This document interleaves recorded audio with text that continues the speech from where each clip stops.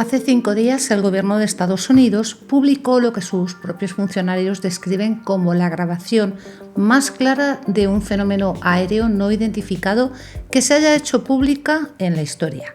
Un objeto grande de 2 niveles captado por un sensor infrarrojo militar en 2020.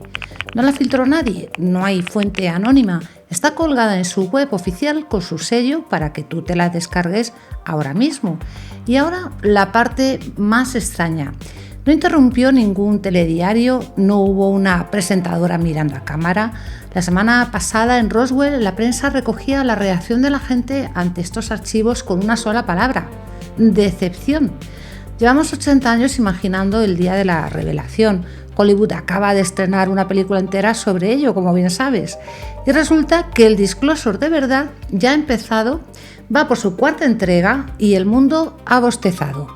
Hoy vamos a abrir esos archivos uno por uno, porque tenemos bolas de fuego sobre un laboratorio nuclear, un objeto paseándose junto al arsenal atómico de Estados Unidos y un expediente del FBI sobre una esfera roja que llevaba dentro algo que los testigos solo supieron describir como un sol de plasma. Y después vamos a hacernos la pregunta antrópica: ¿por qué la revelación más esperada de la historia nos está aburriendo? Porque la respuesta no habla de ellos, habla de nosotros. Quedaos hasta el final porque ahí os voy a pedir algo que quizá no sé si me vais a poder dar. Contexto express y todo documentado con fechas. En mayo de 2026 la Casa Blanca puso en marcha un programa con nombre de novela de espías, la verdad, PURSUE, Presidential On-Selling and Reporting System for UAP Encounters, en castellano, Sistema Presidencial de Apertura y Notificación de Encuentros con Fenómenos Anómalos No Identificados. La promesa: desclasificar por tandas los archivos OVNI que el gobierno de Estados Unidos lleva décadas acumulando. Y la verdad es que lo están cumpliendo, al menos en volumen. 4 entregas hasta hoy. El 8 de mayo se abrió el grifo, el 22 de mayo cayó la segunda tanda, el 12 de junio la tercera, que eran 72 archivos, y guardadme esta porque volveremos a ella. Y el viernes 10 de julio, hace nada, la cuarta, 40 archivos con 14 documentos, 19 vídeos, 4 audios y 3 imágenes. Las fuentes, pues el Pentágono, la NASA, el FBI, la CIA y otras agencias federales.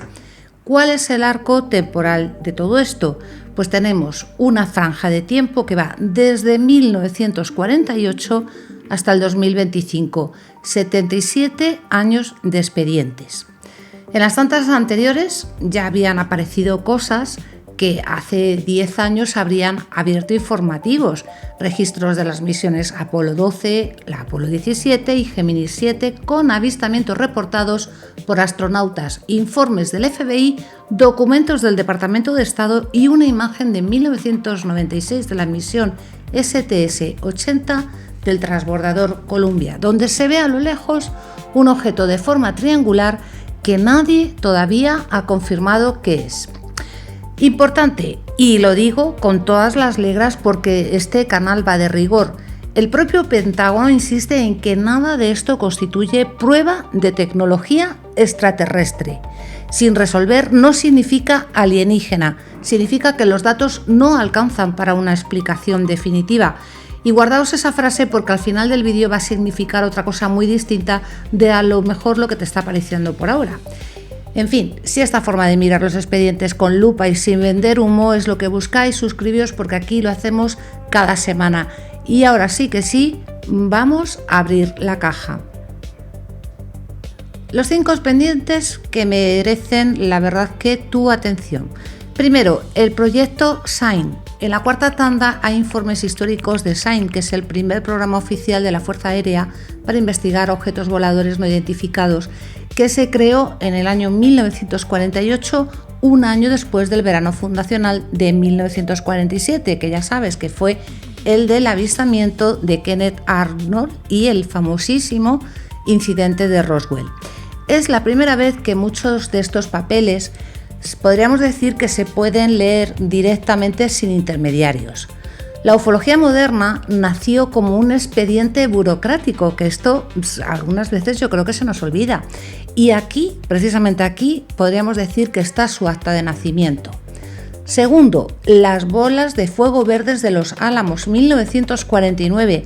Entre los documentos hay un informe que resume una conferencia oficial sobre los Green Fireballs, luces verdes que sobrevolaban una y otra vez el laboratorio donde se había diseñado la bomba atómica.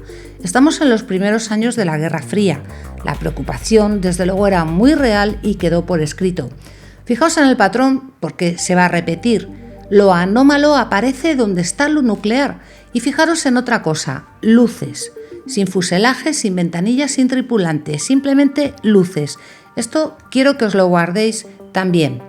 Tercero, Pantex, Texas, septiembre de 2015. Un avistamiento junto a la planta donde se ensambla y desmantela todo, o prácticamente todo, el arsenal nuclear de Estados Unidos. El informe describe un objeto desplazándose a entre 16 y 24 km por hora, es decir, muy despacito. Podríamos decir en términos coloquiales que parecía que se estuviese dando un paseo, ¿no? Bueno, pues este expediente subraya que Pantex es una instalación estratégica para la seguridad nacional. 1949, Los Álamos, 2015, Pantex. 66 años después, el mismo escenario. Cuarto, el testimonio del aviador, 2019. Un militar estadounidense declara que durante una misión observó un objeto cuya forma y comportamiento, cito textualmente, diferentes a cualquier cosa que hubiera visto en casi 30 años de servicio, ¿no? Bueno, pues según el informe, desapareció a gran velocidad sin sistema de propulsión visible. Y no es un aficionado con un móvil, es un profesional describiendo bajo su nombre lo que él personalmente no supo clasificar. Y quinto, la joya y la ducha fría, las dos cosas a la vez. El vídeo del Atlántico, 2020, cámaras infrarrojas, un objeto extraño cuyo análisis preliminar sugiere que podría ser un gran globo deformado arrastrado por el viento. Sigue en los archivos WAP porque la identificación no es concluyente, pero mirad muy bien lo que hace el expediente.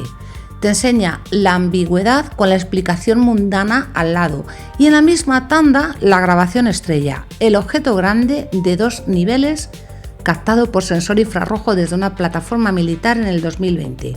La más clara hasta la fecha según los propios funcionarios. Más imágenes. El Mar Amarillo, el Golfo de México, la costa este. Todo público, todo sin resolver. Tercera tanda, 12 de junio. 72 archivos del FBI, la CIA y el Departamento de Defensa. Y entre ellos una investigación del FBI a partir del testimonio de 2 personas que vieron algo en el jardín trasero de su casa. No vieron un platillo, no vieron luces en el cielo lejano, sino una esfera, según dicen ellos, una esfera roja de aproximadamente 1 metro de diámetro cerca y ni más ni menos que a la altura de sus ojos. Y dentro de la esfera una estructura luminosa blanca que los testigos solo supieron describir así.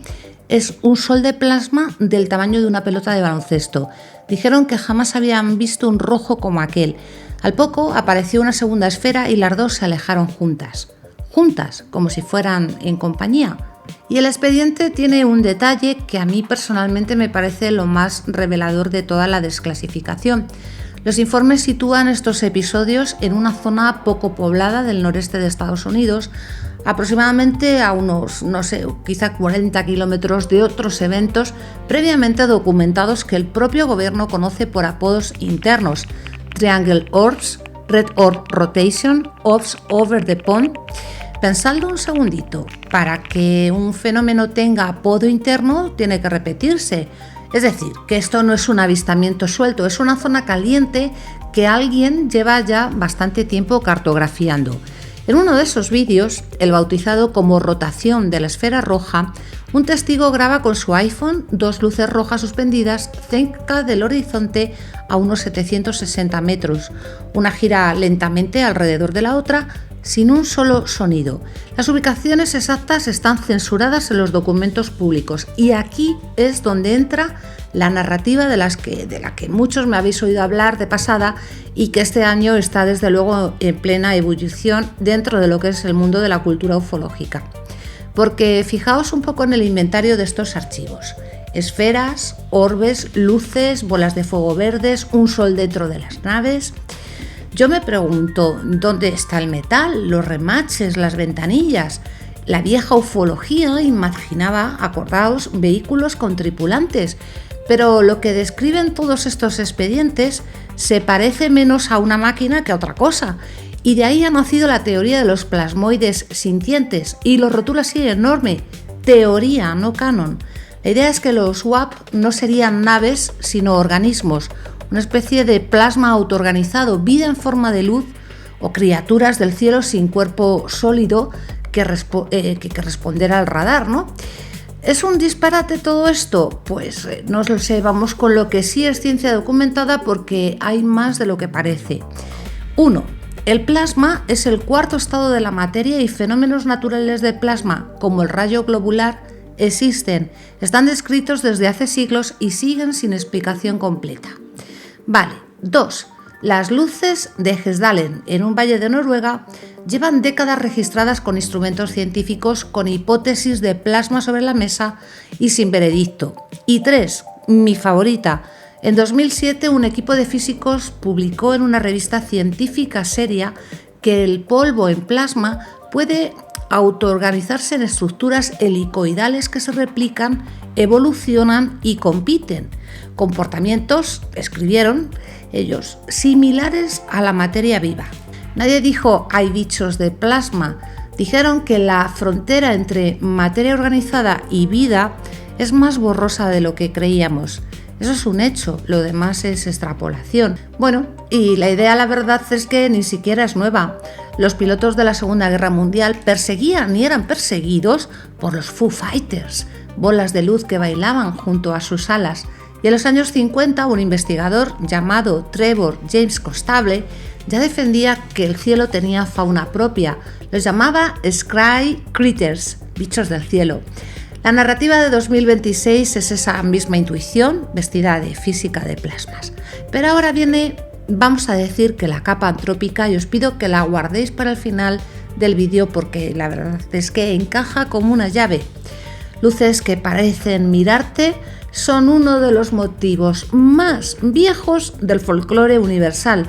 Los fuegos fatuos de los pantanos que eran almas, las luces de ánimas de los caminos que en Galicia anunciaban a la Santa Compaña, las luces de Marfa en Texas, las Min Min australianas que siguen al viajero. Cada cultura las interpretó con el mapa que tenía: almas en pena, hadas, brujas volando, aviones enemigos y ahora plasma consciente. Si visteis mi anterior vídeo, esto es exactamente la hipótesis de Vallée. El fenómeno no cambia, cambia el disfraz que le ponemos. Y hay algo precioso y muy de nuestra época en este disfraz nuevo. La era de la inteligencia artificial y la biología sintética pues ya no se imagina tripulantes verdes dentro de una máquina, imagina vida sin cuerpo. Dime cómo imaginas la luz que no entiendes y te diré en qué siglo vives. Ahora alejemos la cámara porque estas tandas no son un acontecimiento aislado, son realmente, yo creo que son el último escalón de una escalera que llevamos toda una década subiendo sin darnos cuenta. Mirad la secuencia completa: 1947, Arnold y Roswell; 1948, el proyecto SHINE, luego Grudge, y de 1952 a 1969, el famoso proyecto Libro Azul. Más de 12.000 casos investigados, unos 700 sin explicar y un cierre oficial que decretó que ahí no había absolutamente nada de nada. Durante medio siglo esa fue la posición, caso cerrado. Y entonces, 2017, el New York Times revela que el Pentágono llevaba años financiando en secreto un programa de investigación de fenómenos aéreos, el AATIP. 2020, el Pentágono confirma como auténticos 3 vídeos de sus pilotos que llevaban años circulando. 2021, el informe oficial de inteligencia admite 144 casos sin explicación. 2022, se crea la oficina AARO, dedicada en exclusiva a esto. Seguimos. 2023, un exoficial de inteligencia declara bajo juramento ante el Congreso cosas que ni los guionistas se atrevían a escribir. Y 2026, Pursuit, el archivo abierto al público por una secuencia de una tanda al mes. ¿Veis lo que ha pasado? Llevábamos 80 años imaginando el disclosure como un día, famoso día de la revelación, con mayúsculas, la emisión interrumpida, esa presentadora mirando a cámara, y la realidad pues ha elegido el formato opuesto, no ha elegido un Big Bang, sino un goteo, un PDF cada mes, la revelación como trámite administrativo. Y aquí viene la pregunta incómoda que nos lleva al corazón del vídeo. Si esto es lo que pedíamos, ¿por qué nos parece que nos sabe a muy poquito, no? En Roswell, Nuevo México, la capital mundial del mito, los periódicos recogieron esta semana la reacción local a los archivos desclasificados. Decepción. La ciudad que vive de la promesa del secreto recibe por fin documentos oficiales y se encoge de hombros. Esto que parece una anécdota es en realidad la clave de todo, y hay dos nombres de la ciencia social que lo explicaron hace más de un siglo y hace 70 años. El primero es George Simmel, sociólogo, en 1906, su ensayo sobre el secreto y las sociedades secretas. Simmel descubrió algo contraintuitivo. El valor del secreto no está en su contenido, sino que está en el velo. El secreto fabrica jerarquía, los que saben y los que no. Fabrica deseo, fabrica comunidad también entre los que buscan. El contenido casi da igual, porque lo que organiza el mundo es que esté oculto. ¿Y qué pasa cuando levantas el velo? Que el poder del secreto no se transfiere a la verdad revelada. Es como que se evapora. Un archivo desclasificado es un secreto muerto, y los secretos muertos, pues la verdad es que no emocionan a nadie. Por eso 40 archivos oficiales pesan menos en el imaginario que una sola filtración susurrada. El segundo es mi amigo Leo Festinger, psicólogo social, 1956, un libro con uno de los títulos más bonitos de la historia de la ciencia, Cuando la profecía falla. Festinger se infiltró con su equipo en un grupo que esperaba el fin del mundo y el rescate en platillos volantes para una fecha exacta de diciembre de 1954. La nave no llegó, por cierto, tenéis aquí el vídeo, lo podéis ver cuando queráis. Bueno, pues ¿sabéis qué hizo el grupo? No se disolvió, al contrario, salió a hacer proselitismo con más fuerza que nunca. La disonancia entre la creencia y los hechos no destruyó la creencia, sino que la reorganizó. Nuestra fe se salvó con una explicación nueva.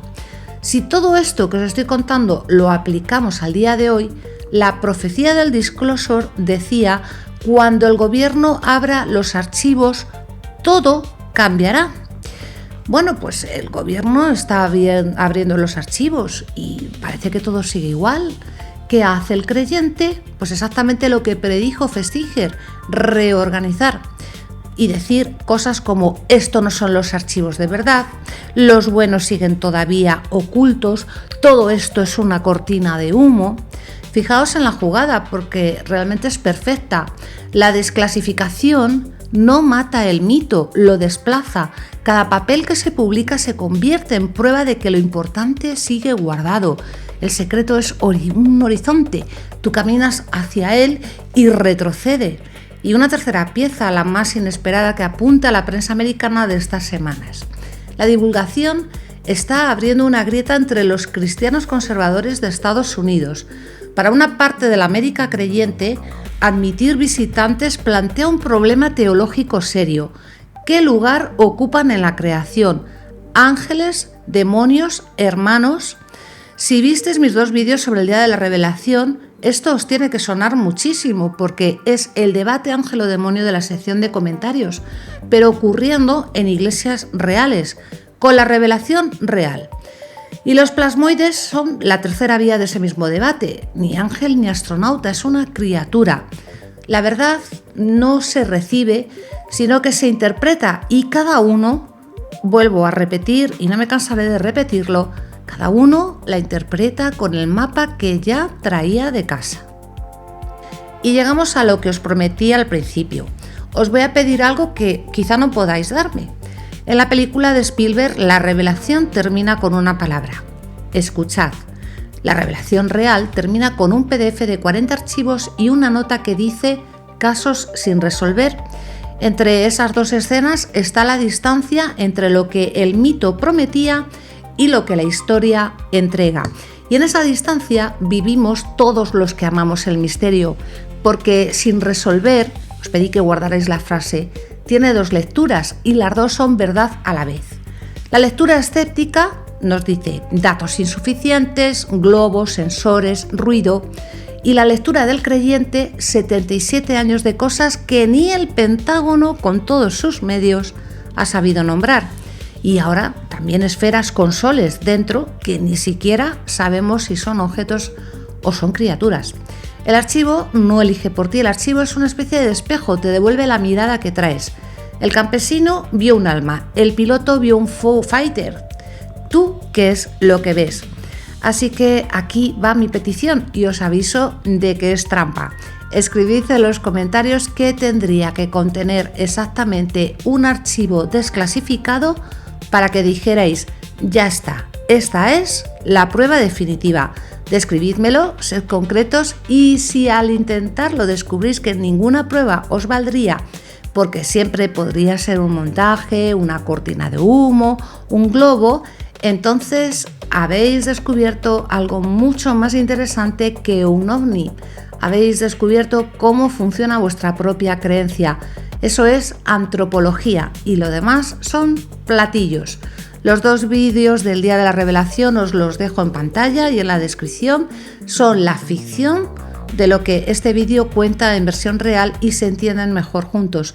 La quinta tanda de archivos llega, si el ritmo se mantiene, a mediados de agosto. Si aparece algo que merezca expediente, pues aquí estaré. Soy Luz Oliva, esto es Antrópica y nos vemos en el siguiente vídeo. Y mientras tanto, escuchad.